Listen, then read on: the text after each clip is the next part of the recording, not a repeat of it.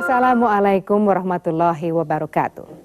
Selamat berjumpa kembali pemirsa dalam Mengenal Juz Amma bersama Ustadz Quraisy Shihab. Saya Sandrina Malakiano.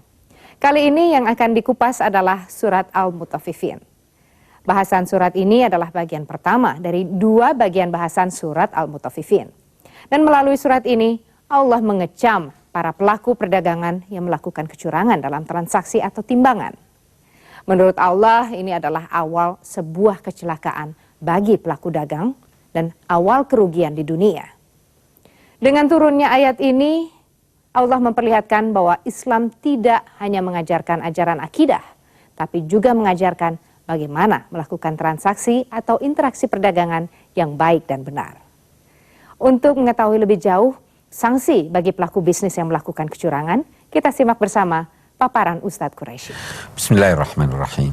Alhamdulillahirabbil alamin wa bihi nasta'in ala umurid dunya waddin.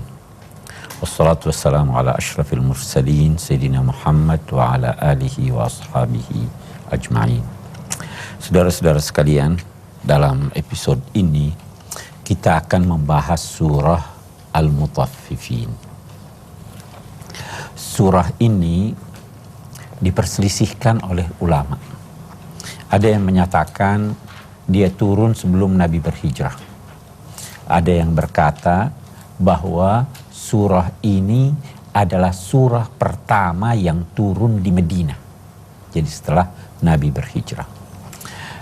Di sana ketika itu ditemukan sekian banyak orang yang melakukan interaksi perdagangan, yang melakukan kecurangan-kecurangan.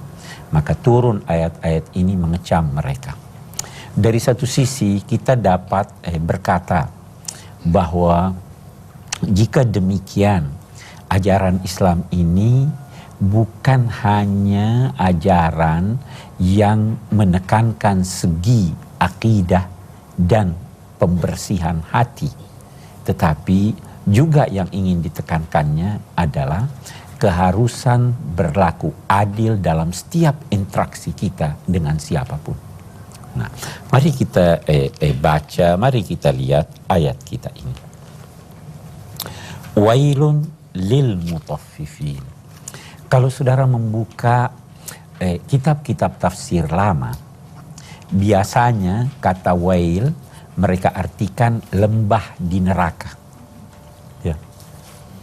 Tetapi kalau kita merujuk kepada penggunaan bahasa, kata wail itu sebenarnya bisa berarti kecelakaan di dunia. Bisa berarti kerugian, bisa berarti kebinasaan. Nah, ketika kita menyatakan, ketika ayat ini menyatakan wailun lil mutaffifin, maka sebenarnya dia dapat mencakup kecelakaan, kebinasaan, kerugian baik di dunia maupun di akhirat. Kita akan lihat nanti setelah memahami apa yang dimaksud dengan al-mutaffifin, kita akan lihat di mana kebinasaan dan kecelakaan. Al-mutaffifin. Apa artinya al-mutaffifin? Kita lihat lagi dari segi bahasa dulu untuk kita memahami apa maknanya. Kata ini bisa terambil dari kata tafafa, yaitu meloncat pagar. Digunakan untuk kata tafafa. Atau mengisi gelas tidak penuh. Yang sewajarnya kan jangan loncat pagar masuk. Sewajarnya kan kalau memberi orang segelas air, dipenuhkan airnya. Dipenuhkan gelasnya. Kalau begitu al-mutaffifin, orang yang berlaku tidak wajar. Nah, ada lagi yang memahami ini dari kata tafif, sedikit, remeh. Celakalah orang-orang yang melakukan kecurangan walau remeh. Dia menganggapnya remeh kecurangan itu, tapi di sisi Allah dia sangat-sangat besar. Itu arti yang kedua. Bisa juga mutaffifin terambil dari kata tafafah yang artinya bertengkar. Nah, kira-kira Anda bisa bayangkan kalau dalam konteks interaksi jual beli, si pembeli merasa dicurangi, bisa nggak terjadi pertengkaran? Oke. Nah, makna-makna kebahasaan ini yang mempunyai aneka makna tadi dijelaskan oleh ayat berikutnya yang dimaksud oleh Allah dengan al-mutaffifin. Siapa itu dalam ayat berikutnya? Alladzina idza iktalu 'alan nasi yastawfun wa idza kaluhum aw wazanuhum yukhsirun. Nah, ini menjadi jelaslah sekarang apa yang dimaksud. Walaupun ketiga makna kebahasaan tadi bisa dicakup oleh makna-makna orang-orang yang dijelaskan oleh ayat berikutnya tadi, yaitu alladzina idza iktalu 'alan nasi yastawfun. Kalau dia menakar untuk dirinya dari orang, dia bersungguh-sungguh menyempurnakannya. Ya, beli kain 1 meter atau 10 meter, pokoknya harus betul-betul 10 meter. Bahkan kalau lebih, dia cenderung curang. Nah, dari mana itu difahami bahwa dia cenderung curang? Alan nasi, ala. Kata ala itu saya pernah terangkan mengatasi. Mestinya ayat ini kan dia katakan kalau kita mau ini, alladzina yaktalu minan nasi. Yang melakukan takaran dari orang. Iya, tapi dikatakan alan nasi.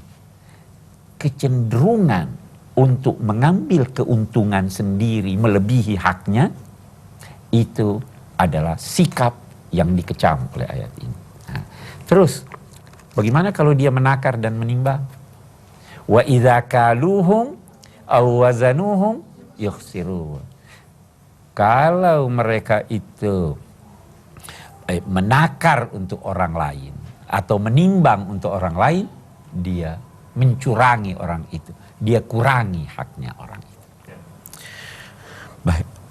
Kalau kita ingin memahami lebih dalam arti al-mutaffifin, kita bisa berkata bahwa mereka itu adalah orang-orang yang memiliki standar ganda. Nah, kita lihat. Dan ini bisa luas sekali. Satu orang menuntut haknya penuh, melupakan kewajibannya. Standar ganda enggak itu? Ya. Satu orang kalau beli tidak mau ada sedikit aib pun. Tapi kalau dia menjual, dia tutup aibnya. Standar. Ya. Jadi semua itu diancam oleh ayat ini dengan wail. Kalau di akhirat jelas, ya kan? Di dunia juga sebenarnya dia celaka. Dia rugi. Kalau saya melakukan interaksi dengan seorang, katakanlah dalam perdagangan, boleh jadi pertama saya masih akan berhubungan dengan Anda.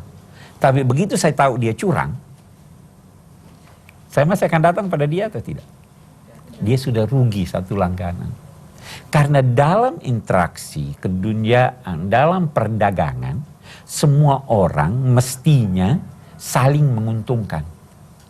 Jadi saya tidak akan pilih membeli sesuatu karena dia saudara saya. Karena dia sebangsa saya, sesuku saya. Saya akan pilih dari orang lain, walaupun tidak sebangsa, tidak seagama, bukan saudara saya, kalau itu lebih menguntungkan saya dari yang lain. Jadi rugi atau tidak? Karena itu tadi saya katakan wail tidak harus hanya difahami bahwa kerugian atau kecelakaan di akhirat, di dunia pun dia sudah rugi. Wailun lil mutaffifin alladzina nah, Allah Subhanahu wa taala setelah menggambarkan kecelakaan ini, mengecam dan menjanjikan suatu kerugian yang besar, bertanya. Tapi pertanyaan sekali lagi yang menggugah hati. Katakannya, ala yazunnu ulaika annahum mab'utsun. Apakah tidak menduga orang-orang itu? Apakah orang-orang itu tidak menduga bahwa mereka akan dibangkitkan? Bahwa ada hari kiamat, ada perhitungan. Nah, satu hal lagi yang saya ingin katakan, kata ulaika, kalau Allah menunjuk, ulaika itu jauh atau tidak? Itu berarti jauh dari rahmat Allah. Itu sebabnya dalam Al-Quran terkadang ada inna hadzal Quran, Quran ini, karena tuntunannya dekat kepada kita. Jadi dia tunjuk ini. Zalikal kitab, itu Alkitab, karena kedudukannya sangat tinggi. Nah, ulaika, itu yang sangat jauh. Kalau dia berbicara tentang orang kafir, sangat jauh dari rahmat Allah. Kalau berbicara tentang orang mukmin, sangat tinggi, jauh kedudukannya. Tinggi. Nah itu. Ala yazunnu, yazun itu apa artinya? Juga. Saya akan beri gambaran. Kalau seorang berkata pada saya, si A datang besok, maka sikap saya boleh jadi, oh nggak datang. Itu namanya mengingkari. Boleh jadi datang, boleh jadi tidak. Itu syak. Kemungkinan besar datang, belum pasti, itu menduga. Nah di sini Allah menyatakan, apakah mereka tidak menduga? Menduga saja datangnya kiamat sudah bisa menghalangi orang melakukan kecurangan. Apalagi kalau dia yakin. Ala yazunnu ulaika annahum mab'utsun. Baik, kita akan melihat satu fragmen, kemudian kita akan...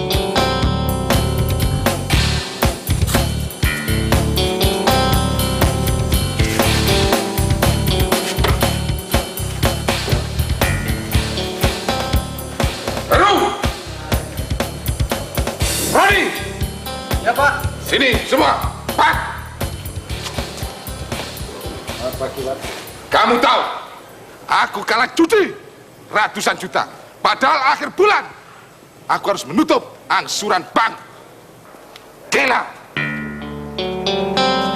Iya.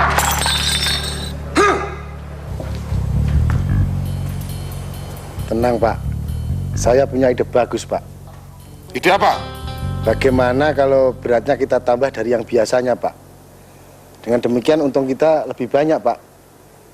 Caranya kita semprot pakai gula Pak. Maaf Pak, kalau hal itu saya tidak setuju Pak. Karena selama ini kita sudah lakukan. Kebetulan saja pembelinya tidak tahu. Kalau kita tambah beratnya, pembelinya akan tahu dan mereka akan komplain Pak. Lantas, apakah kamu sanggup untuk mencari dana guna menutup angsuran bank? Tentu tidak bisa Pak. Tapi kalau itu kita lakukan, kan malah menambah dosa Pak. Dosa? Jangan ngajari aku tentang surga. Baik, kalau kamu tidak setuju, lebih baik kamu keluar dari perusahaan ini. Keluar! Hei, keluar!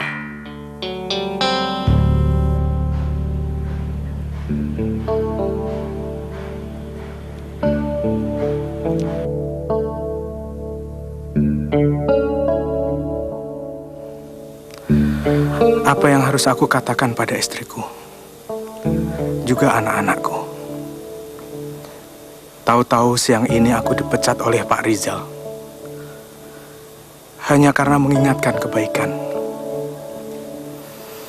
Ampunilah aku ya Allah. Selama ini Pak Rizal melakukan perdagangan yang tidak benar. Berarti rezeki yang aku terima juga tidak bersih. Ampuni aku ya Allah. Dan aku mohon ingatkanlah Pak Rizal.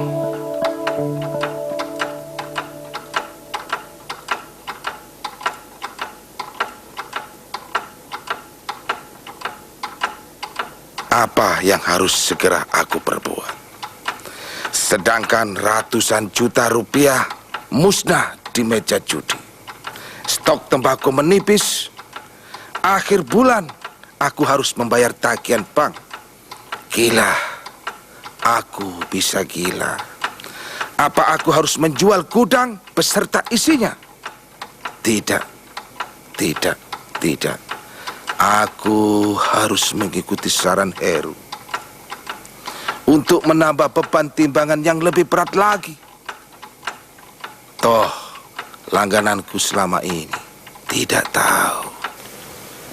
Pak, ada tamu yang datang, Pak. Siapa yang datang? Pak Jamal, staf dari perusahaan rokok Sirsat, Pak. Selamat siang, Pak Jamal. Wah, ini pasti ada kabar baik buat saya. Iya. Saya dengar pabrik Pak Jamal lagi naik. Ya, alhamdulillah, Pak. Memang produksi kami sedang meningkat. Ya syukurlah kalau begitu. Ada yang bisa kami bantu, Pak Jamal? Saya mencari tembakau Temanggung. Mungkin Pak Rizal punya. Tentu ada.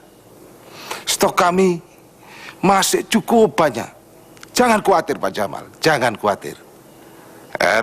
Iya, Pak. Siapkan contohnya. Baik, Pak. Ngomong-ngomong ini, Pak Jamal. Pak Jamal butuh berapa ton? Nggak banyak, Pak. Mungkin kalau ada 200 ton dulu lah. Jangan khawatir, Pak Jamal. Jangan khawatir.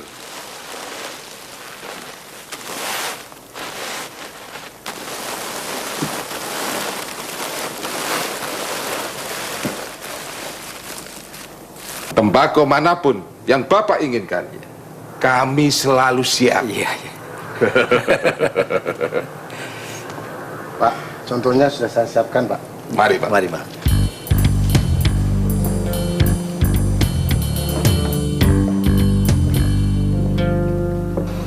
Nah, ini contoh tembakau Temanggungnya Pak Jamal.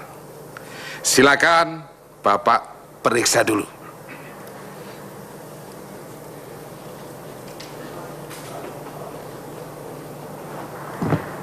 Assalamualaikum. Waalaikumsalam. Waalaikumsalam. Loh, Pak Anton, apa kabar, Pak? Baik, Pak. Kok nggak telepon dulu? Wah, kejutan nih. Kenalkan, ini Bapak Jamal. Beliau dari pabrik rokok Sirsat. Silakan. Anton. Jamal. Pak Anton ini sudah pernah dengar namanya ini. Tapi baru sekarang ketemu langsung nih. Dari pabrik rokok kalau kaya, Pak. Betul, Pak. Pak Rizal, kedatangan saya kemari karena tugas dari perusahaan. Dengan sangat menyesal, tembakau yang Bapak kirim ke perusahaan kami terpaksa kami kembalikan semuanya, Pak. Ada 5 truk tronton yang ada di luar sana. Ya, terpaksa kami kembalikan karena hampir setiap keranjang di dalamnya kami dapati batang daun yang terlalu banyak. Kemudian sangat pekat karena dicampur dengan gula sehingga beratnya tidak sesuai, Pak. Dan satu lagi untuk kualitasnya, Pak. Tidak sama dengan contoh yang Bapak ajukan ke perusahaan kami. Oke, Pak Rizal. Ini surat jalannya. Saya kira cukup. Saya langsung pamit. Terima kasih.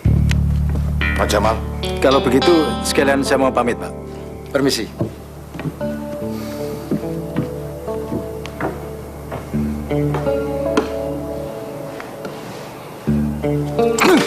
Baik, siapa yang mau bertanya? Anda silahkan. Bismillahirrahmanirrahim. Terima kasih atas waktunya.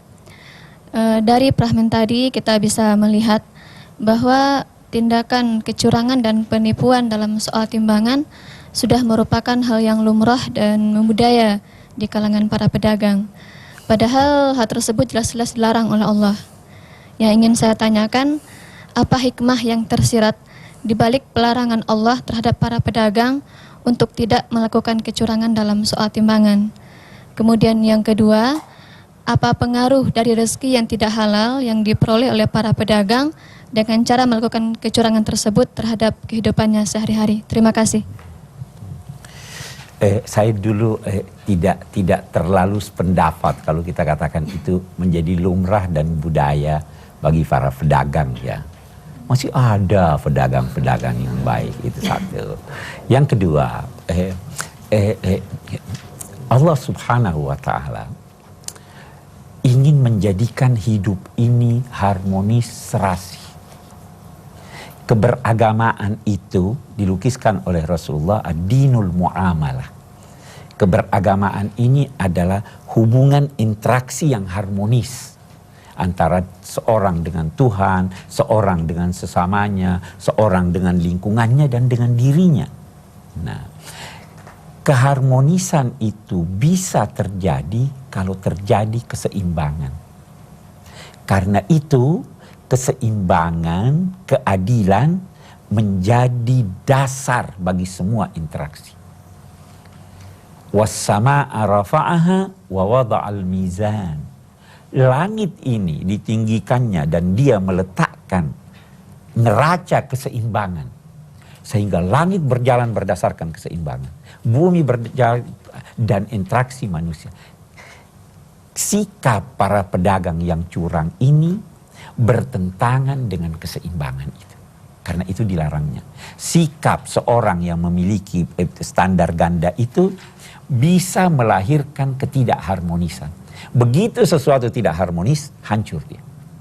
Sedangkan kita ingin hidup di dalam keharmonisan. Karena itu saya ingin katakan, larangan kecurangan itu bukan hanya tertuju kepada muslim dengan sesamanya muslim, tetapi tertuju kepada setiap muslim terhadap semua makhluk.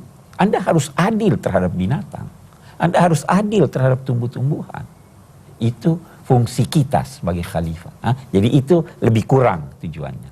Nah, jelas rezeki yang dianugerahkan Allah, yang diperoleh dalam koridor yang ditetapkannya, itulah yang paling bermanfaat buat manusia. Kalau sudah keluar dari koridor, dalam arti sudah haram, itu merugikan manusia. Saya akan berikan Anda contoh. Anda sakit ke dokter, dikasih obat, makan 3 kali sehari. Bisa begitu? Anda sakit, dikasih obat 2 kali sehari. Ya, Anda sakit, dikasih obat 2 kali setengah. Anda pikir, saya kok 2 kali setengah, saya mau makan 3 kali sehari. Merugikan Anda atau menguntungkan Anda itu? Justru merugikan.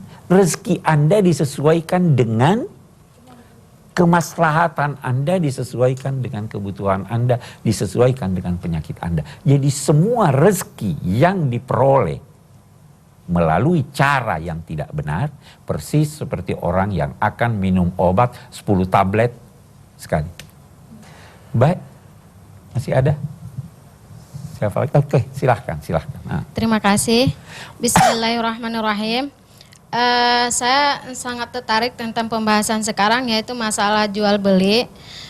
Sebagaimana telah diterangkan bahwa Allah menghalalkan jual beli tapi mengharamkan riba. Dalam ayat tersebut jelas disebutkan bahwa barang siapa yang melakukan riba, Allah tidak akan ridho. Lalu bagaimana caranya kita membuka mata, pikiran, dan sifatnya para pedagang maupun juga pembeli agar mereka tidak melakukan lagi kecurangan-kecurangan di dalam jual belinya. Apakah perlu di dalam perdagangan ini kita mengadakan suatu tatap wajah atau temu acara seperti ini agar para pedagang itu lebih mengerti atau mengingatkan agar mereka tidak melakukan kecurangan lagi. Terus yang kedua, seperti apa hukuman bagi mereka yang melakukan kecurangan di dalam jual beli? Terima kasih. Bagaimana caranya? Kalau kita kembali kepada ayat kita, caranya hendaklah masing-masing mengingat bahwa setiap kegiatan yang dilakukannya, kecurangan yang dilakukannya, itu akan dibalas oleh Tuhan dengan kebinasaan, kerugian baik di dunia dan di akhirat. Kalau orang sadar tentang ini, dia tidak akan melakukan kecurangan. Bahkan kalau perlu dia melebihkan. Ada pedagang-pedagang kan kalau Anda membeli 1 meter, dia lebihkan sedikit. Karena dia tidak ingin melakukan kecurangan itu. Itu satu. Yang kedua, apa namanya? Yang ditanyakan tadi apa yang kedua? Hukumannya orang yang curang. Ayat ini menggambarkan hukumannya duniawi, dia rugi, tidak akan ada yang beli pada dia. Ya toh? Hukumannya di akhirat, kita akan baca nanti ayat lanjutannya yang menjelaskan bahwa inna kitabal fujari lafi sijjin. Dia akan dimasukkan sesuai dengan kesalahannya, dia akan dibalas oleh Tuhan sampai pada tingkat yang setinggi-tingginya kalau kecurangannya itu sangat tinggi. Saya kira itu. Nah, karena itu juga Nabi ada bersabda, man ghasyana falaysa minna. Siapa yang menipu dalam bentuk apapun, maka dia tidak termasuk golongan kita, golongan kaum muslimin. Saya kira jelasnya. Baik, kalau begitu kita lanjutkan bahasan kita. Ala yadhunnu ulaika annahum mab'utsuna liyaumin azim. Apakah orang-orang itu tidak menduga saja sudah bisa menghalangi, apalagi kalau yakin bahwa mereka itu akan dibangkitkan di hari yang sangat besar, sangat agung. Kalau anak kecil berkata besar, itu belum tentu besar buat orang dewasa. Kalau orang dewasa berkata besar, itu pasti sangat besar buat anak kecil. Kalau Tuhan berkata besar, jangan bayangkan betapa kebesarannya. Ya kan? Ini Tuhan liyaumin azim. Yauma yaqumun nasu li rabbil alamin. Pada waktu itu semua orang berdiri menghadap kepada Allah Subhanahu wa taala. Menghadap siapa? Rabbul alamin. Tuhan pemelihara, pengendali alam raya ini. Semua berdiri. Itu dalam satu hadis ada dikatakan ketika itu yang berdiri ada karena dosanya demikian banyak sehingga keringatnya bercucuran sampai di telinganya. Ada yang tidak terlalu lama hanya sampai di lehernya. Yang tidak terlalu banyak dosanya hanya sampai di perutnya. Yang tidak ininya sampai di lututnya. Ada yang hanya sampai di tumitnya. Tergantung dari dosa yang dia lakukan. Yauma yaqumun nasu li rabbil alamin. Kalla inna kitabal fujari lafi sijjin. Kalla, hati-hatilah. Inna kitabal fujari lafi sijjin. Sesungguhnya kitab amalan orang-orang yang bergelimang dosa itu fi sijjin. Sijjin saya mau kita lihat. Sijjin bisa terambil dari kata sijin, tahanan, penjara. Bisa juga terambil dari asalnya sijil, sesuatu yang tercatat. Nah, ada juga yang mengartikan sijin, lumpur. Oke. Kalau saya artikan dia sijin, ini menggambarkan tahanan dan orang yang ditahan itu pasti orang yang berdosa. Kalau saya berkata lumpur, maka ini menggambarkan bahwa kitab mereka itu sebenarnya sangat remeh dan hina.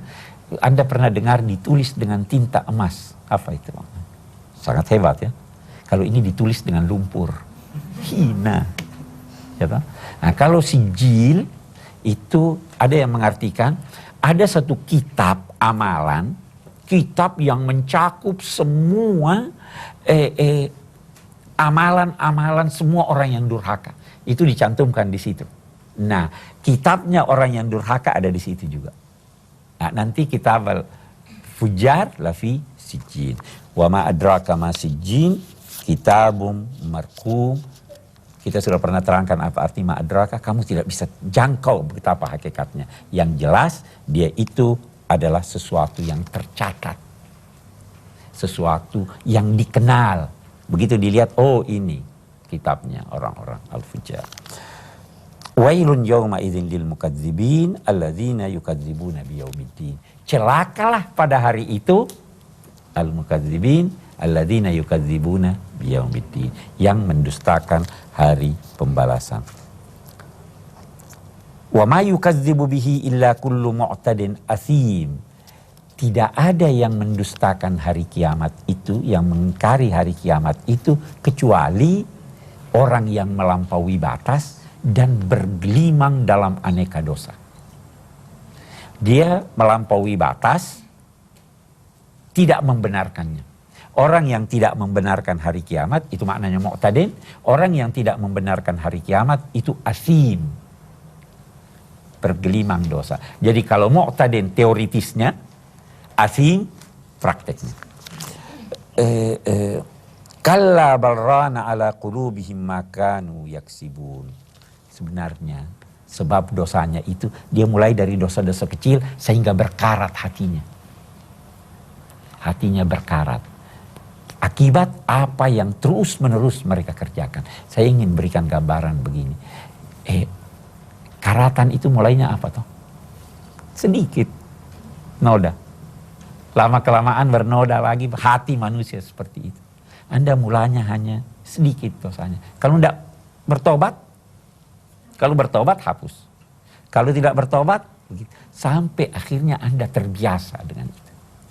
Itu sebabnya di dalam Al-Quran ada dilukiskan godaan setan. Ada yang dinamai nazghun. Dia itu nabi bisa kena nazghus syaitan. Imma yanzaghannaka minasyaitani nazghun. Dari jauh dia menggoda. Ada mas. Kalau mas itu sudah disentuh. Kalau ini dari jauh sudah disentuh. Ya.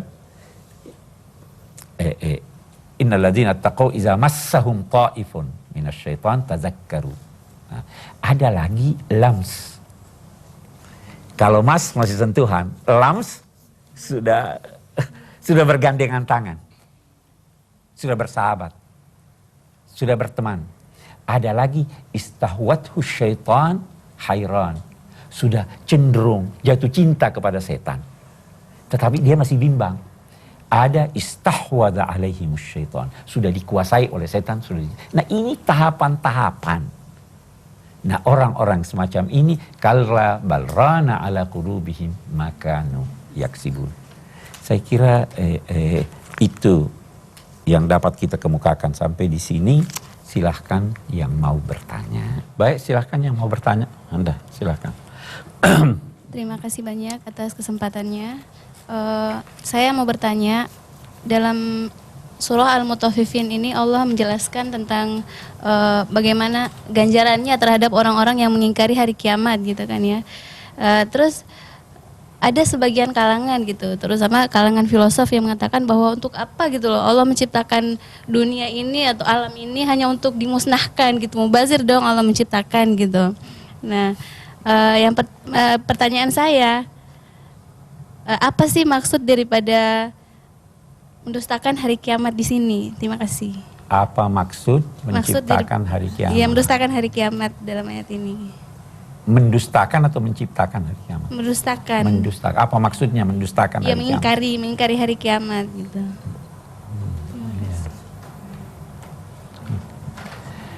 Sekarang begini, sudah pernah dalam satu episode ada yang bertanya serupa.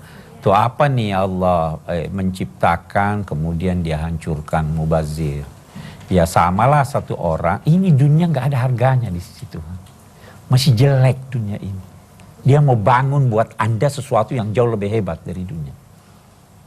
Dia bangunlah sorga itu di hari kiamat. Nah, jadi ini tidak ada harganya bagi Tuhan. Seandainya dunia ini berharga di sisi Tuhan, dia tidak akan berikan setetes air buat orang yang ingkar kepadanya.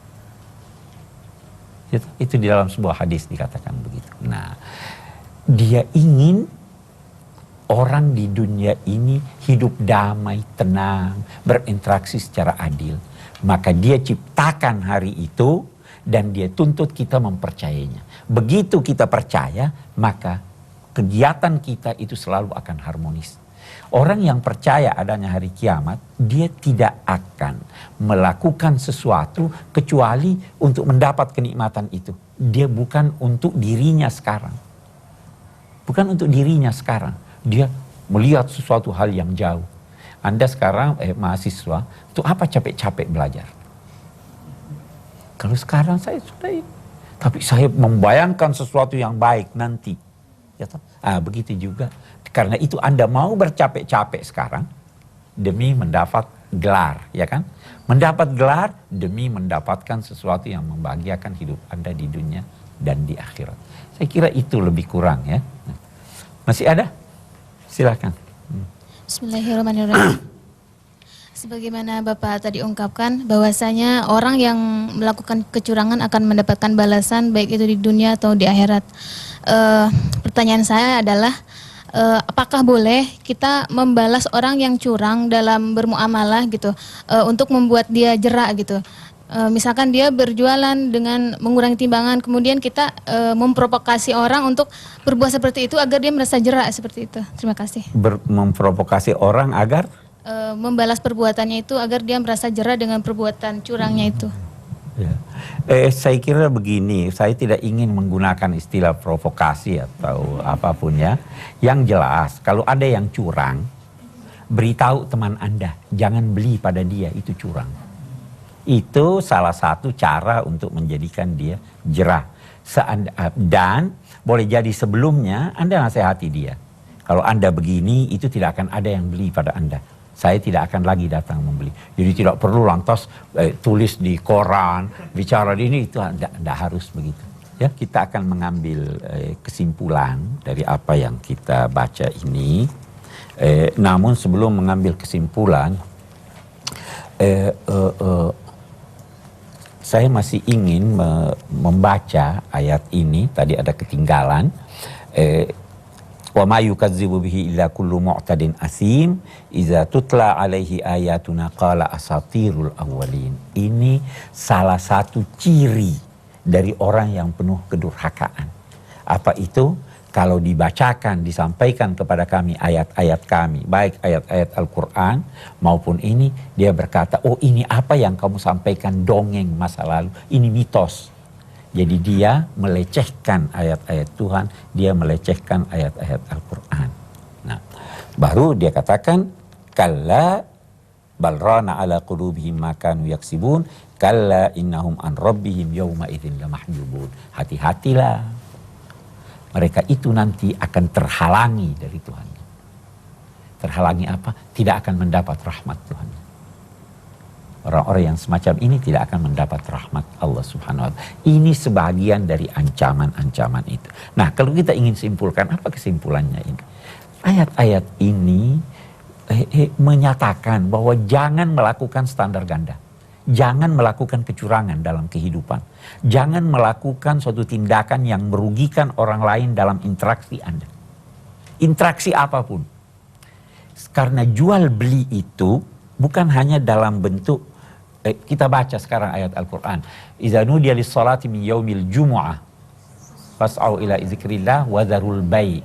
Tinggalkan jual beli kalau ada azan. Masih boleh enggak kita bermain? Artinya bukan, kalau begitu jual beli termasuk interaksi permainan. Masih boleh enggak belajar? Tidak. Jadi baik itu jual beli itu interaksi. Nah, jangan melakukan kecurangan dalam interaksi Anda. Itu sebabnya kalau ada lelaki mau kawin sedangkan dia cat rambutnya. Idza khataba ahadukum imra'a wa huwa yukhaddib falyu'limha annahu yukhaddib. Kalau ada seorang di antara kamu akan melamar seorang wanita padahal dia sudah smer rambutnya, dia harus beritahu, saya ini sudah tua, saya smer rambut saya. Tidak ada kecurangan.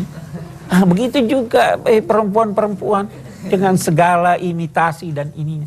Tidak boleh ada kecurangan. Itu wailun lil mutaffifin. Standar ganda. Tidak boleh ada itu. Nah, ini kecaman-kecaman supaya hidup ini menjadi tenang, hidup ini harmonis dan lain-lain sebagainya. Itu kira-kira kesimpulan yang dapat kita ambil dari ayat-ayat kita ini. Baik, insya Allah kita akan lanjutkan dalam episode yang akan datang.